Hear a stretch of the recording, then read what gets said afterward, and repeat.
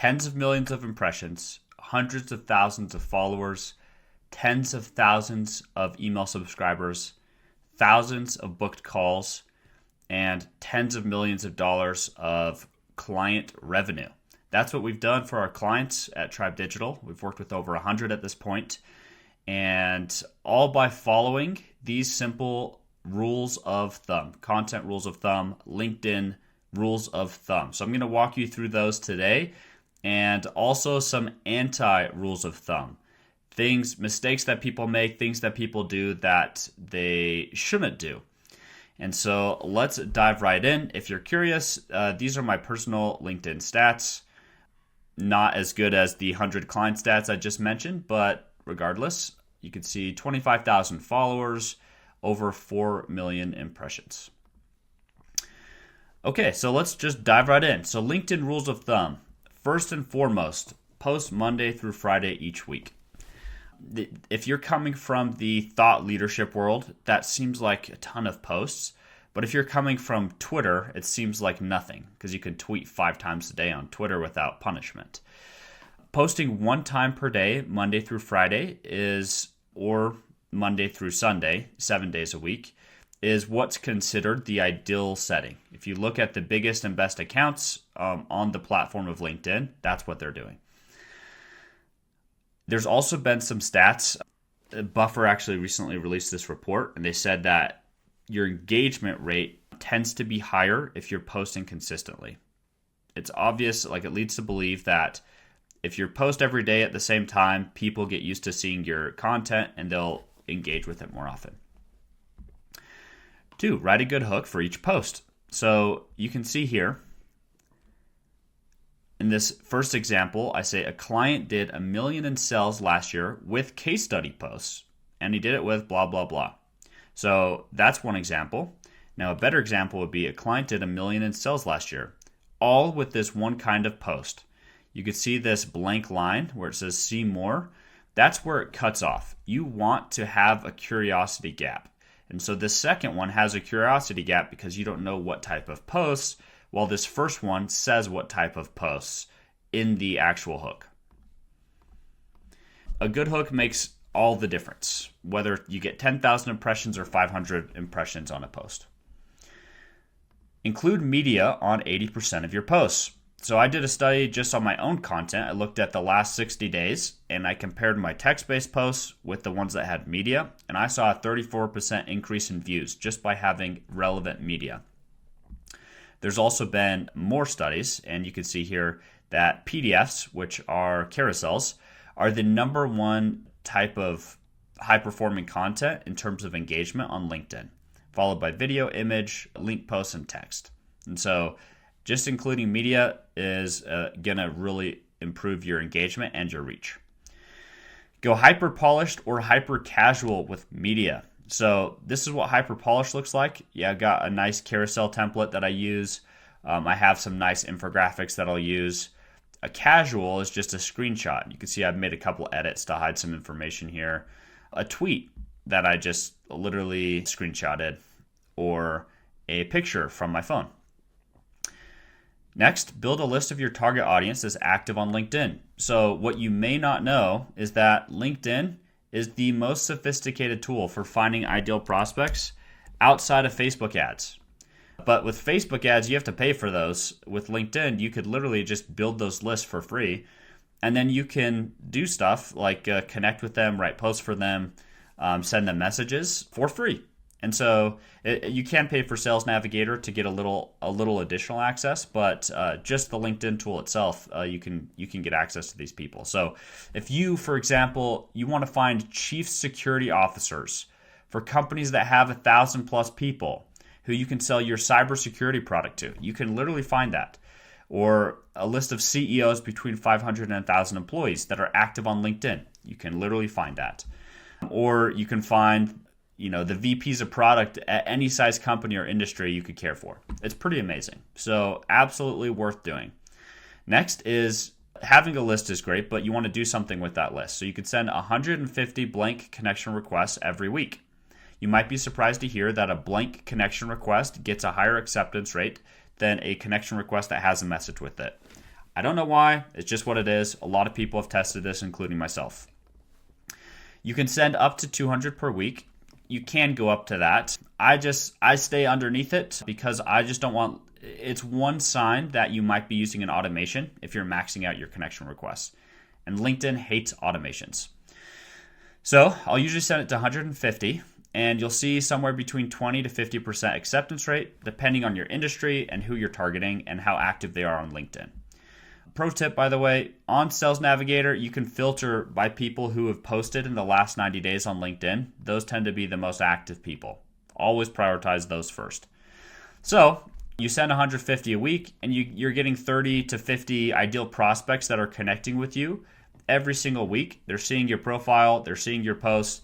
Going forward, they're more likely to see your posts in their feed, and they're a lot more open to you sending them a message because they accepted your connection request. Which leads us to sending them a message. You can just leave them, quote, on red, like just let them connect with you. You never engage with them. Or you can be proactive and you can start conversations with those people that just saw your profile and have shown some interest in who you are and what you do. So this is just a really basic script that you could follow if you'd like. I often use this. Hey, John, personalization line, curious how's problem going. So here's an example of how I'd say it. Hey, Sarah, I saw you've been running your growth marketing agency for 3 years, and it says that you've gone up to 10 employees. Congrats on the growth. Curious, have you considered using LinkedIn to get clients? So something personal, and then question about the problem that I help solve. All right, next. That's for people that you're sending connection requests to, but what about the people that send you a connection request? So you go through, you accept the ones that look like they could be good fits, good prospects, and you send them a message. Because again, most people aren't proactive. You don't want to wait for them to send you a message, so you send them one.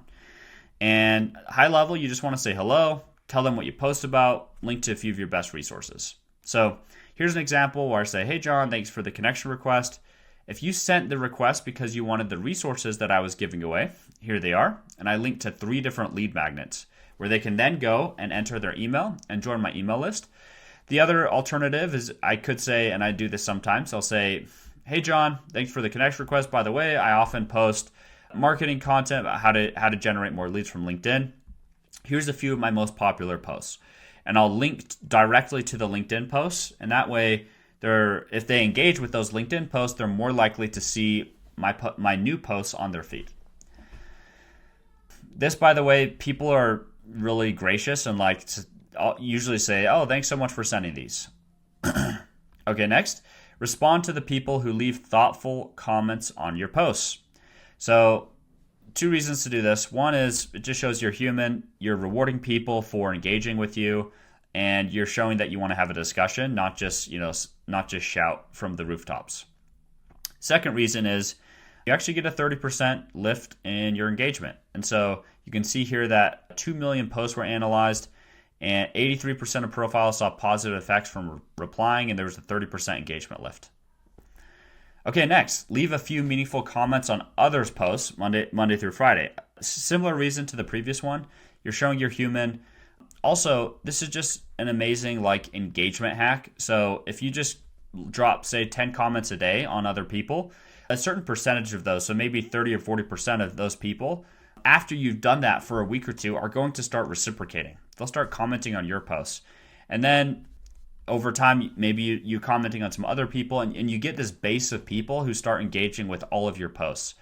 And every time you post, you have instant people that are leaving comments every single day and increasing your view count and increasing your engagement. And it all starts with giving. And so also, if your engagement ever falls off, just do this again. You don't have to do it forever. Usually you get past this hump where you're not worried about your post doing well. Like every post will do at least semi-decent. But if your engagement ever falls off, I just come back and do this again. Okay, automation. So unfortunately, LinkedIn doesn't like automation. I have a client that lost their account for 3 months. Fortunately, they were able to get it back. They were doing automations outside of our engagement together. And they just got their account banned. And it could have been a lot worse. Thankfully, they got it back. But you're just putting yourself at risk. I'm not saying you can't do this. I've used these before for myself and for clients and haven't had any major issues, but it's just something that you should be aware of. If you are looking for tools, these are the ones I see most commonly: HeyReach, Dripify, and Expandy. Review how you did each month. I'm always shocked when people who are posting every day don't review their stats. They're already doing the hard part. Reviewing the stats is easy. You could do it once a month and just see what performed well, what topics looked good, what your views looked like, how many followers you got, what the engagement looked like. If there's certain posts that got engagement from, a specific CEO and you're like, oh, this is interesting. If you got email subscribers, if you got link clicks, those are some of the different actual metrics I'll track. And sometimes you'll notice formats or topics that perform well too. When you do, double down on the winning topics and formats. And so, for example, I created a LinkedIn post that was called LinkedIn Rules of Thumb. And I had a bunch of bullet points of all of these. Now look what I'm doing. I'm creating a LinkedIn Rules of Thumb video. I have this LinkedIn Rules of Thumb lead magnet. And I'm doubling down on this topic that is already somewhat proven. And so I'm figuring out how to say the same thing in 1,000 ways. Lastly, keep going. So this is the biggest mistake people make is they stop. They think of posting content as a very finite type thing instead of the infinite game. And what I want you to think of is most companies pay for marketing. So to acquire a customer, you might pay $2,000 to Facebook, and you get one customer that pays you $10,000. That's beautiful. It's amazing. I love marketing. But what's even cooler is what if you have a media business where you're posting content? You have your own quote show. You have a reason for people to come in and follow you, and you can sell them. You can build up an audience. You can build up a newsletter. You could sell ads on your newsletter. You could sell affiliates. You could sell other people's offers. And you can make money with your media business, and you can acquire customers for free. So, for example, right now I've got 25,000 LinkedIn followers. I've got 7,000 email subscribers. And guess what? They're there for the content that I'm sending, but I can also go ahead and promote my own services, my own products, other people's services and products, whatever I want, really. And I can generate essentially sales for free. It costs me $0. And this is a compounding asset. And so this gives businesses a massive advantage over their counterparts who are paying the big dollars to acquire customers. All right, LinkedIn anti-rules of thumb and how to guarantee that you lose. First off is the open to work badge. Don't put it on your profile. There's no reason to. Even if you're looking for work, it makes you look desperate, you're saying to the world, nobody wants to hire me, doesn't help. Just, I don't know why this tool even exists. They should just get rid of it. Dropping AI comments. So I think what people think is they'll get better reach. Like, oh, I'm leaving comments on other people's posts, so they're going to be more likely to engage with me. But no one really wants to engage with you if it's clearly written with AI. It's not giving you more reach. It's not benefiting anyone. I just wouldn't even consider doing this. Only post when you feel inspired. Yeah, that's how you lose. If you wait till lightning strikes to do something, you're going to be waiting for a long time. So you just need to make it happen, regardless of how you feel. There's a Leila Hormozi quote. She says, F your mood, follow the plan. Just follow the plan. Ignore comments on your posts. So you can win by ignoring comments. I have some clients who do this, but you'll get 30% less engagement. So if you want more engagement, actually reply to those comments. Use jargon to sound smart. So there's certain cases, very specific use cases where it makes sense to use jargon. It makes sense to use acronyms. But most of the time, people try to use jargon to sound smart or, to complicate their reading. And most people get confused. Guess what? When people get confused with a word, they're not going to open a dictionary. They're not going to piece together what you're trying to say. They're just going to move on to the next post because that's the lowest friction move. Write sucky hooks. This is the key to never getting views. Do this, and I guarantee you'll never go viral, and your post will perform 1/10 as well as they could. Copy other creators word for word. No better way to nuke your reputation than plagiarizing someone else's content. I'm not saying you can't use other people's content, but if you do, make sure and tag them or reference that it's their material, and then share your own point of view as well. Expect leads after posting 5 times. So I do have a client who on their very first post got 500,000 views and over a dozen qualified leads. That is the exception. They were already a famous internet personality. That post went viral, but this will likely not be the case for you. For most people, I usually see net new leads coming in consistently somewhere between that 4 and 6 month mark. Depending on, if you're selling true enterprise software or something, it might take longer than that, but this is just it's a rule of thumb. Never comment on others' posts. When you comment on others' posts, you show interest in who they are and what they're doing, and you show that you want to engage with them, that you want to have a discussion, that you want to be active in your niche. If you never do this, you might be okay, but certainly makes your LinkedIn better. Post walls of text with no spacing. I don't know if you've ever seen those where it's literally just this massive brick, and you know that digging into that is going to be like reading one of the papers you had to read in college, and it's just not worth the effort. And so I'm not saying you have to do the LinkedIn Threadboy line, but make your paragraphs at least reasonably small and readable. I ain't reading all that. I'm happy for you though, or sorry that happened. Classic. Using hashtags. So LinkedIn, X, they haven't been people just don't use hashtags for discoverability anymore. And so it's a great way to show that you don't know what you're doing or that you're a rookie.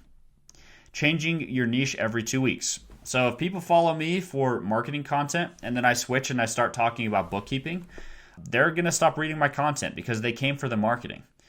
And so this happens all the time. People will do something for a little while. It often happens where it's like a multi-year long period. They're known for something. They completely switch topics and they're like, oh, where did all my engagement go? Where did all my followers go?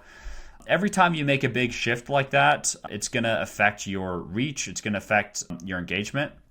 It's like, for example, if Alex Hormozy, who does business content, switched and pivoted to talking about, what would be a good example? Fiction books. He'd have some carryover, but he'd mostly lose the ideal audience that he has. They wouldn't be as interested because a lot of those people aren't interested in fiction books. All right, chasing views at all costs. If we all just followed what got the most views 100% of the time, we'd all be making baby shark dance videos, or we'd be the people that stand out on 10,000 foot cliffs on the edge. You're hanging over on a tree and you're taking selfies, because that's what gets views. Views is a great metric, but you always want to pair it with another metric like leads or email subscribers or inbound DMs or engagement from your ideal avatar, something that pairs the views and makes sure that you're getting quality views. Because you do want a lot of views, you just want them to be with the right people. Never study your top posts. Okay. If you never study your top posts, you won't know what's performing. If you don't know what's performing, you won't imitate your winners. If you don't imitate your winners, you won't get more traffic and you won't improve your content. So study your top posts. Stop repeating messages that work. I have clients all the time that said, oh, but I've already said that. And I always have to remind them, that's the whole game. We're here to say the same thing in 1,000 different ways because that's what building a brand is people know you for what you care about. And so if Nike said just do it one time, they wouldn't be known for that catchphrase, that slogan. Everybody knows that just do it is Nike because they say it again and again and again. Automate aggressively. Hope you don't get flagged. I already covered this, but you might get away with it. You might not. Just know you're putting your account at risk. Obsessing over a bad post. So this is mostly a beginner problem. When you're starting out, you kind of have this catch-22 where if you post, you don't have any followers, so nobody sees it. If nobody sees it, nobody comments on it, and their followers don't see it. And so it's a little bit tough to get out of that beginning stage. Connection requests help a lot. Having one post pop off helps a lot. But the reality is, for every account at every stage, if you create 100 posts, 10% will be in the bottom 10%, period. That's just math, which means that those bottom 10% posts will do way worse than the top 10% posts.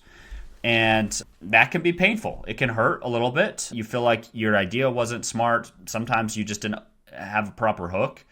But just it's part of the game. And as you post a lot of times, you start caring less. But the good news is if a post does really poorly, guess what? Very few people saw it anyway. So it's free practice. Buying fake engagement.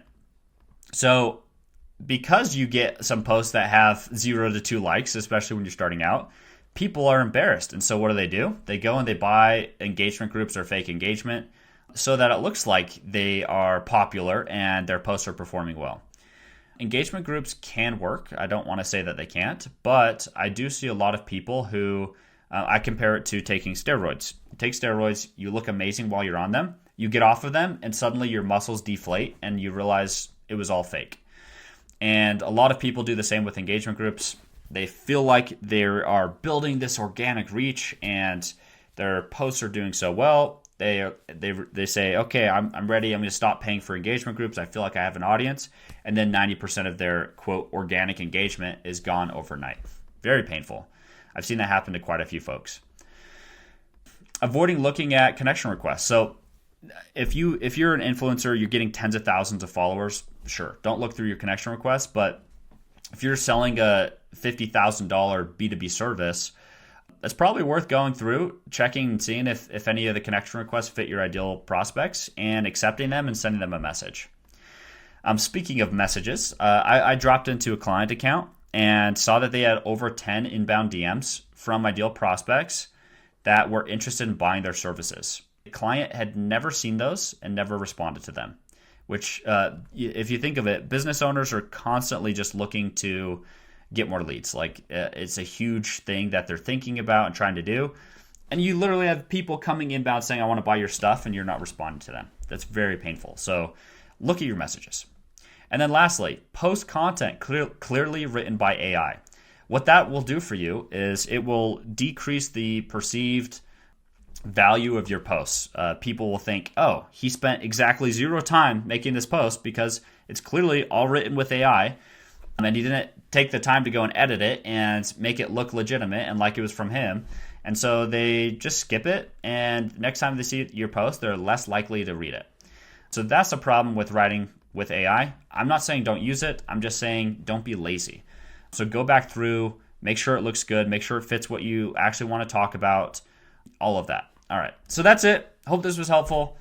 If you like this video, drop a comment if you got a question. And I'll talk to you soon.